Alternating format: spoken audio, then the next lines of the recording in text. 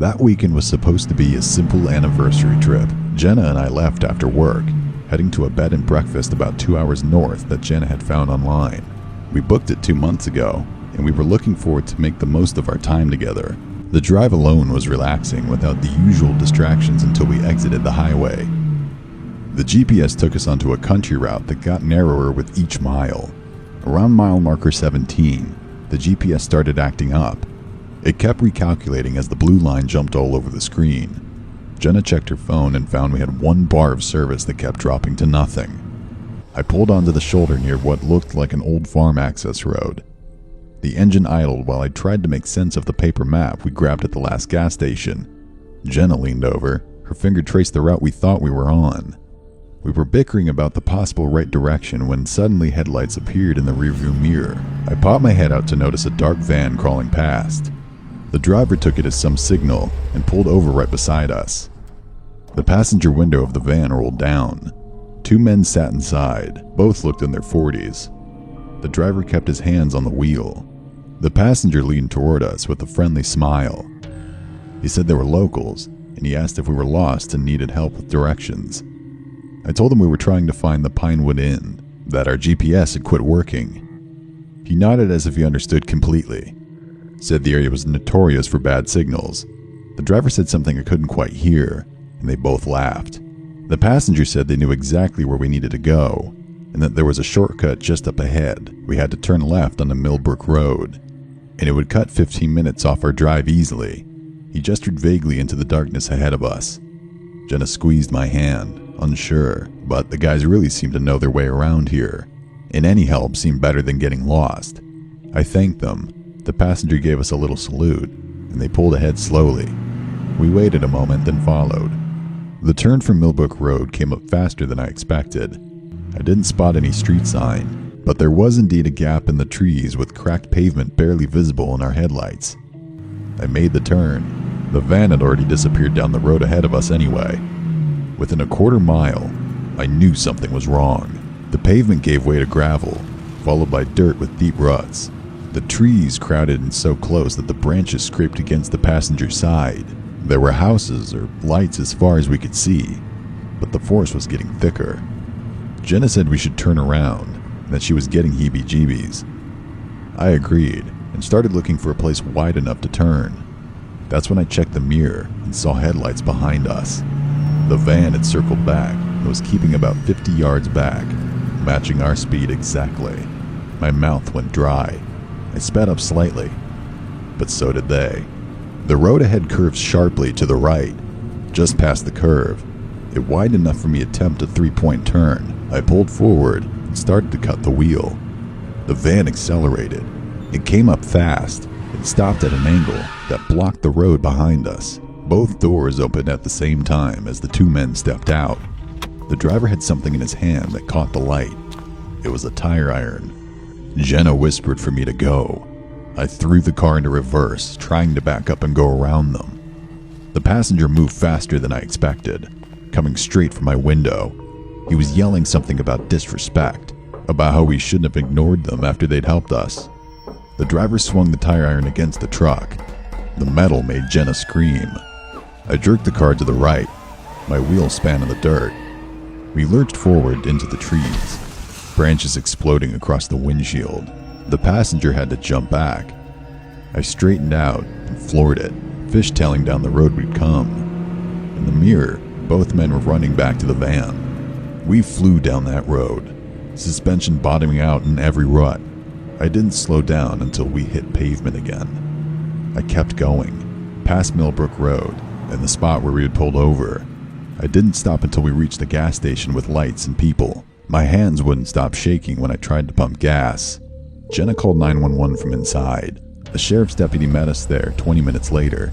He took our statement and said he'd send a car to check Millbrook Road. He asked what the van looked like, what the men were wearing. I realized I couldn't remember much beyond the tire iron and the passenger's face when he ran at us. The deputy told us that Millbrook Road was a dead end and that it hadn't been used in years except by hunters. Said if we'd gone another half mile, we would have hit a locked gate with nowhere to turn around. We never made it to the bed and breakfast. We were too shaken and drained. We drove back home, took back roads the whole way, and didn't talk much. I recently had to drive that route for a client meeting again, but I made sure I covered the distance in broad daylight. Still, when I passed that curve, it felt like I was reliving a horror I barely escaped.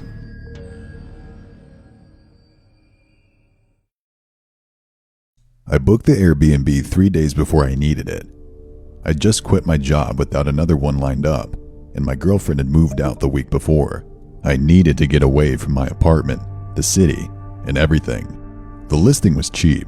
It was merely $40 a night for a whole house in rural Pennsylvania. The photo showed a 2-story farmhouse with peeling white paint and a sagging porch. The reviews were sparse, mostly one-liners like "interesting place" and "definitely unique." One review simply recommended to follow the rules. I arrived after dark on a Thursday. The house sat at the end of a dirt road with no other homes visible in any direction. The key was in a lockbox by the front door, exactly where the host said it would be. Inside, the house felt wrong immediately.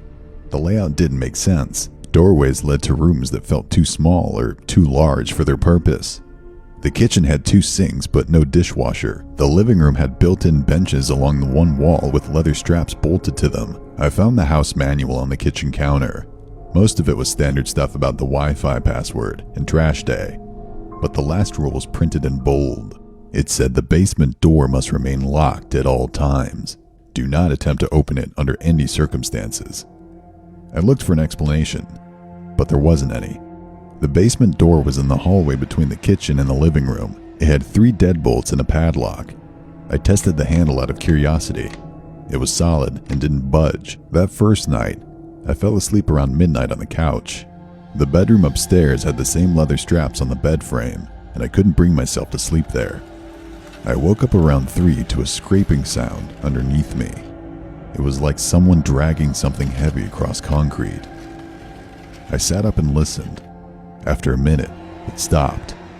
I told myself it was pipes or maybe an animal that had gotten into a crawl space. Old houses make noise. The second night I was up, sitting in the kitchen with a coffee, working on job applications I had no motivation to finish. When around 3, the lights flickered before they went out totally. I turned on my phone flashlight and went to check the breaker box in the hallway. Suddenly, a low humming echoed from the floor below. It sounded like a woman's voice. I pressed my ear against the floor to listen better. The humming stopped. A second later, 3 loud jabs were hurled exactly where my ear was. I sat right up, and the lights came back on. I reasoned that the week of sleepless nights after the breakup, coupled with the constant anxiety of being unemployed, had finally started to mess with my senses, and went back to sleep. The next morning, I drove into town for breakfast. The diner was nearly empty. I sat at the counter, and the bartender who doubled as the cook asked if I was just passing through. The second I mentioned I was staying at the farmhouse on Richter Road, his expression changed. He asked how long I was planning to stay. He said most people didn't make it past 2 nights there. I asked what he meant. He leaned in closer. He said the house used to be a part of a private treatment facility back in the 60s. The kind of place families sent relatives they didn't want to deal with. It burned down in 1967, killing 8 patients. The main house survived, but they sealed off the basement where the treatment rooms had been. He said not everyone made it out during the fire. The official count was 8 dead, but the facility had admitted 11 patients that year. 3 were never accounted for. I asked if he was serious. He just shrugged and said the house had been through 6 different owners in the last decade, and none of them stayed long. I drove back and checked the listing again. The host's profile indeed looked concealed, and the account had been created 2 months ago. I started packing, telling myself I'd leave in the morning and take the financial hit on the unused nights. Maybe I could crash on one of my friends' couches for a week or so. I had walked into the kitchen to grab my charger when a sharp, nasty odor filled the air. It smelled like disinfectant mixed with rot. I followed it to the pantry. The back wall looked slightly different from the surrounding wood. I pushed back on it, and a section swung inward. Behind it was another door. This one was old with a simple handle. The smell was stronger here, seeping through the gaps in the frame. It reminded me of hospitals and funeral homes. I twisted the knob. Behind the wood, the stairs led down into darkness. I could hear fabric rustling down there, along with soft padding of bare feet on concrete. I closed the door and backed away. My hands were shaking so badly I could barely hold my phone. That night, I stayed in the car with the engine running and the doors locked. Around 3, I saw a light come on in the upstairs window. I squinted to find the front door open. A thin woman stood in the doorway, wearing a faded hospital robe. From the car, I couldn't make out her face, but I could see she was looking directly at me. She grinned and mouthed at me to go away before she turned and went back inside, slamming the door shut. My body started trembling like a leaf. I didn't wait for dawn to creep in and drove in the dead of night without looking back. I reported it to Airbnb, but the listing was gone by the time I checked later. The host's account had been deleted. 2 weeks ago, I got a message from an unknown number. It was a photo of the farmhouse taken at night. The front door was open, and in the doorway, barely visible, was the same thin figure. The text below it said, "You left before checkout. You still owe 2 nights." It was our first trip without our parents, so Luna and I had been low-key buzzing. Her aunt had offered us a cabin in the Catskills for a long weekend. We were 15 and eager to prove we could handle 3 days on our own. But somehow Cassie found out about it and cornered me after gym class 2 weeks before we were supposed to leave. Her eyes were red and puffy. She said her ex-boyfriend Tyler had admitted he only dated her to get close to me, and that he told half the school that I was the reason they broke up. She begged to come with us, saying she needed to get away from everything. Luna pulled me aside and warned me to be careful. She claimed Cassie gave her the creeps, and asked whether I'd noticed the way she stared at people when she thought they weren't looking, but I felt guilty. Tyler had asked me out twice before he started dating Cassie, and I said no both times. Maybe if I'd been clearer with him, none of this would have happened. I told Cassie she can come. The cabin sat at the end of a gravel road, surrounded by pine trees. It was smaller than I imagined, with only 2 bedrooms separated by a thin wall, a kitchen, and a living room with a wood stove. The nearest neighbor was a mile down the mountain. Luna claimed the 1 bedroom immediately, so I ended up sharing the other with Cassie. The first night felt tense. Luna made dinner while Cassie sat at the kitchen table, picking at her cuticles and watching us move around. The cabin didn't have cell service or TV, except for an old radio that only picked up static, so we decided to call it early. An hour past midnight, I jolted up to Luna screaming my name. I shot out of bed and ran to her room. She was pressed against the headboard, pointing at the doorway, said she'd woken up to someone standing at the foot of her bed, staring at her in the dark. When she screamed, they backed into the hallway. She whispered to me to check on Cassie. We did and found the girl sitting on the edge of my bed, wearing the same clothes from dinner.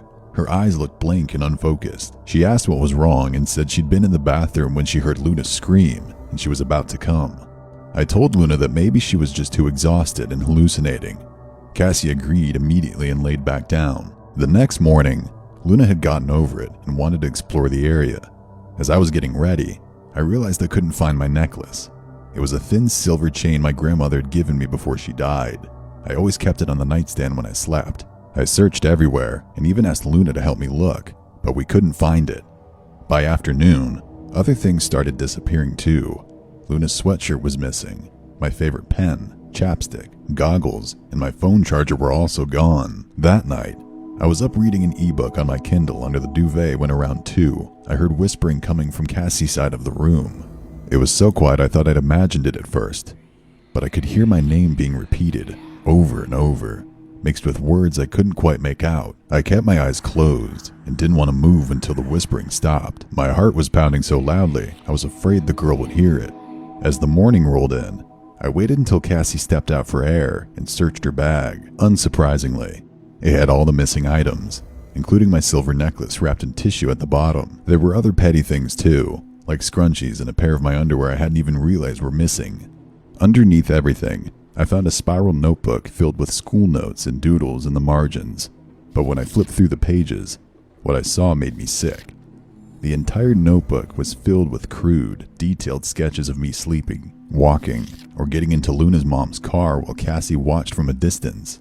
Each drawing was dated, going back months. Further in, the drawings got worse.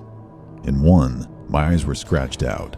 In another, I was lying on the ground with the dark scribbles around my head while Cassie sat on a throne, looking happy and pretty. The last page had writing instead of drawing. It was messy, with some words crossed out and rewritten. It said Tyler had never wanted me, that I'd stolen him, and that if I were gone, everything would go back to the way it was supposed to be. My hands shook as I tried to process what I'd just seen. Suddenly, a loud shriek echoed from outside, followed by footsteps. Luna was calling for help. I dropped the book and ran to find Cassie coming through, holding one of the kitchen knives. I grabbed Luna's wrists and bolted to her bedroom as Cassie came at us, screaming that I'd ruined her life. She said Tyler would have loved her if I hadn't been around, that everyone would have been happy if I were gone. She pounded on the door and scraped on the surface with the knife while Luna and I tried to keep the door closed. We were sobbing and screaming, trying to figure out any way to get help and escape the situation. Luck might have been on our side, because a neighbor from down the mountain happened to be driving by, heard us, and pulled into our driveway before Cassie could get to us. He called out to understand what was happening, which might have scared Cassie because she dropped the knife and ran into the woods before the neighbor could reach her. He called the police and told them everything. They found Cassie 2 hours later, sitting by a creek with mud all over her clothes.